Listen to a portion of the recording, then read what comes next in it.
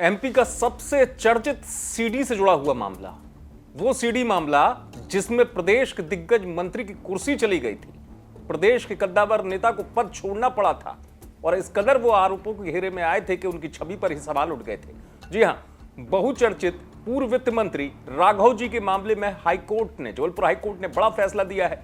High court ने अपने महत्वपूर्ण फैसले पे उन पर दर्ज की गई तमाम एफआईआर जो है उसे निरस्त करने के आदेश दिए हैं। एफआईआर को निरस्त करने को लेकर यह बड़ा फैसला है।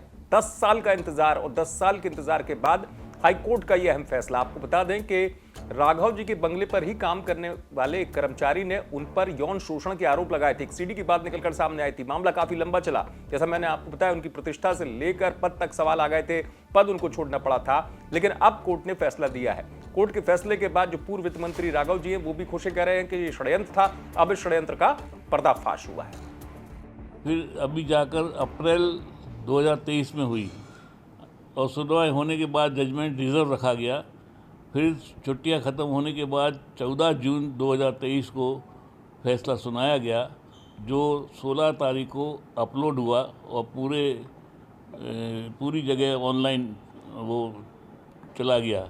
तब से लोगों को मालूम पड़ा कि वो प्रकरण, और उसमें हाई कोर्ट के माननीय न्यायाधीश ने ये फैसला किया है कि जो शिकायत की गई है वो दुर्भावनापूर्ण है, बदनीति से की गई है और एक उच्च पद पर बैठे हुए व्यक्ति की छवि धूमिल करने के हिसाब से की गई है।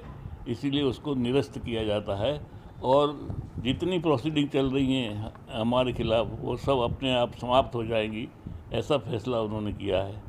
तो इससे स्पष्ट है कि सत्य की जीत हुई है, न्याय की जीत हुई है। तो पूर्व वित्त मंत्री राघव जी कह रहे हैं षड्यंत्र का पर्दाफाश हुआ है और वास्तव में ये एमपी का वो मामला था जिसकी गूंज देश के सियासी गलियारों तक बड़ी जोर तक पहुंची थी, बड़ी जोर से सुनाई दी थी, क्योंकि एक कद्दावर नेता, बीजेपी के पुराने चेहरा राघव जी, प्रदेश के महत्वपूर्ण मंत्री राघव जी, जिन पर ये आरोप लगा था और मामला चूंकि यौन शोषण से जुड़ा हुआ था जिसमें एक कर्मचारी ने खुद ही आरोप लगाए थे। अब कोर्ट के सामने जब स्थिति लंबा चला ये मामला, तो कई बातें जो है महत्वपूर्ण जो आदेश में हैं कही गई। उसमें यह कहा गया कि चूंकि उनके पास महत्वपूर्ण पोर्टफोलियो था, उस दौर में महत्वपूर्ण मंत्रालय था, उनकी छवि को खराब करने की कोशिश की गई कर्मचारी के द्वारा। क्योंकि आपको बता दूं कि इस मामले में जब शिकायत भी दर्ज कराई गई थी उस समय तो शिकायत काफी अंतराल के बाद दर्ज कराई गई थी। तो इस मामले को भी, इस बात को भी कोर्ट ने ध्यान में रखा। साथ ही साथ जिसने शिकायत दर्ज कराई थी, शिकायतकर्ता के पिता के उस समय के बयान को भी आधार माना गया, जिसमें उनकी तरफ से कहा गया था कि उनके बेटे की मानसिक स्थिति ठीक नहीं है। तो ये तमाम पहलू थे जिस पर कोर्ट ने काफी गंभीरता से विचार किया